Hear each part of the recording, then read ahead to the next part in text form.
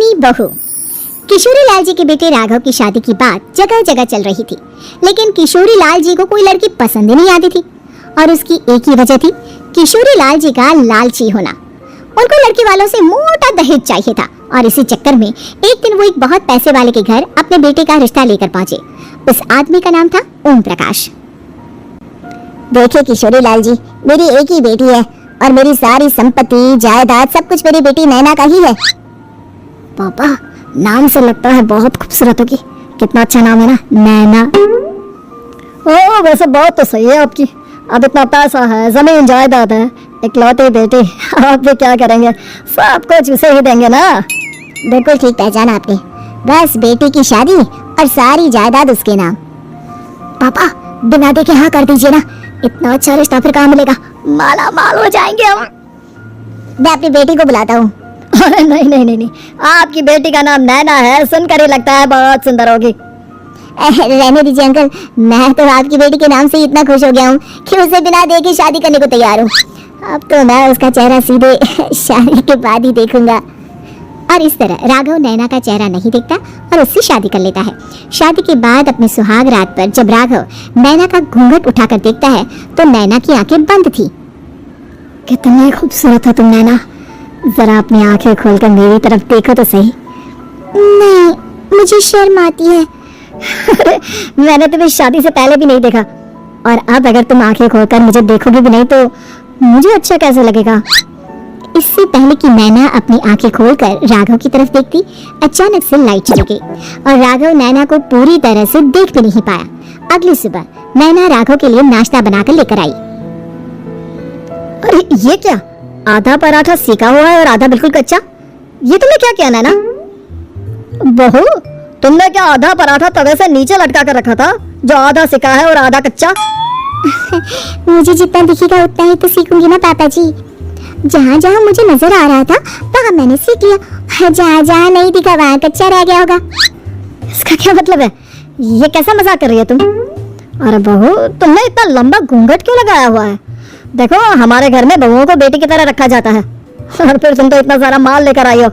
देखो, घूंघट डाल कर रखने की कोई जरूरत नहीं है। हाँ नैना, पापा जी ठीक कह रहे हैं, तुम तो आराम से रहो, अपना ही घर समझो। नैना अचानक से अपना घूंघट उठा लेती है।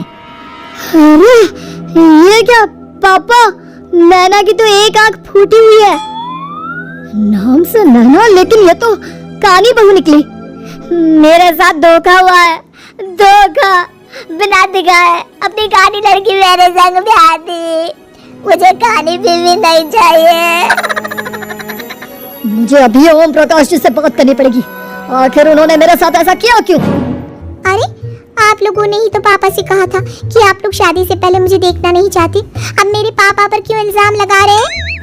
अरे लेकिन उन्हें बताना तो चाहिए था ना कि तुम कानी हो, एक आंख से तुम्हें दिखाई नहीं देता। किशोरी लाल और राघव नाराज होकर ओम प्रकाश को अपने घर बुलाते हैं। पापा जी, ये आपने क्या किया? शादी से पहले बताया क्यों नहीं कि नैना की आंखों में परेशानी है? अरे आप ही ने तो लड़की देखने से मना कर दिया था। और लेकिन आप बता तो सकते थे। आपको तो हमारी बेटी की प्रॉपर्टी चाहिए थी, वो भी पूरी की पूरी। अब क्या हुआ अगर उसे आधा दिखाई देता है? प्रॉपर्टी तो आपको पूरी मिल गई ना। और ये क्या बात हुई? मेरी शादी प्रॉपर्टी से नहीं, आपकी बेटी से हुई है। अब ये तो पहले सोचना चाहिए था, तब तो मेरी प्रॉपर्टी देखकर तुम्हारी जुबान लपलपा रही थी। लेकिन मैं कानी लड़की को अपनी बीवी बनाकर नहीं रख सकता। पापा कुछ करिए ना आप। हाँ करता हूँ। देखिए ओम प्रकाश जी, आप हमारे साथ ऐसा नहीं कर सकते। और तुम देखो, अगर तुमने मेरी बेटी से शादी तोड़ी ना तो जो भी प्रॉपर्टी मैंने तुम्हें दी है वो तो पूरी की पूरी वापस ले ही लूंगा और आधी प्रॉपर्टी तुम्हारी भी लूंगा। अरे मेरी आधी प्रॉपर्टी भला क्यों लेंगे आप? इसलिए क्योंकि मेरी बेटी को आधा नजर आता है और उसकी नजर अभी तक तुम्हारी आधी जायदाद पर ही पड़ी है। अब तुम उसे घर से निकालोगे तो कुछ तो लेकर जाएगी ना। और अगर हम आपकी बेटी को अपने घर की बहू बनाकर रखे तो? तो तुम्हारी पूरी प्रॉपर्टी तुम्हारी ही रहेगी और जो मैंने तुम्हें दिया है ना उसमें से बस मैं आधा लेकर जाऊंगा। अरे लेकिन अब आप अपनी दी हुई प्रॉपर्टी में से आधी वापस क्यों लेकर जाएंगे? अगर मैं आपकी बेटी को अपनी पत्नी बनाकर रखने को तैयार हूँ तो? इसलिए ताकि भविष्य में अगर तुम मेरी बेटी को धोखा दो तो उसके पास कुछ तो रहे जो पति का हो। वैसे मेरे पास तो बहुत कुछ है, लेकिन अपने पति की कोई निशानी तो उसके पास होनी चाहिए ना।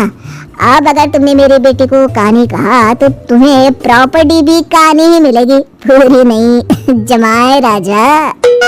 किशोरी लाल और राघव समझ चुके थे कि वो बुरी तरह फंस चुके हैं और अब उनके पास वहाँ से निकलने का कोई चारा नहीं है। अब समझ में आया ना, लालच बुरी बला होती है। एक तो तुम्हें प्रॉपर्टी मिली, ऊपर से बीवी मिली, उसमें तुम्हें नखरे भी दिखाने हैं।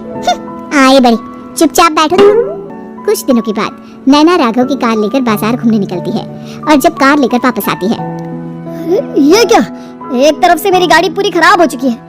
लगता है तुमने मेरी गाड़ी को किसी दूसरी गाड़ी के साथ एक्सीडेंट किया है। अरे अरे, कितना बड़ा नुकसान कर दिया तुमने बहू। वो क्या है ना पापा जी, मुझे एक आंख से दिखाई नहीं दे रहा था, सामने से गाड़ी आ रही थी। मुझे तो सिर्फ आधा ही दिखाई दिया और वो गाड़ी मेरी कार से रगड़ते हुए निकल गई। अब मैं क्या करूं बताओ? अब इसे ठीक कराने के पैसे कौन देगा, तुम्हारे पापा? तुमने मुझसे इस तरह से बात की? अभी रुको।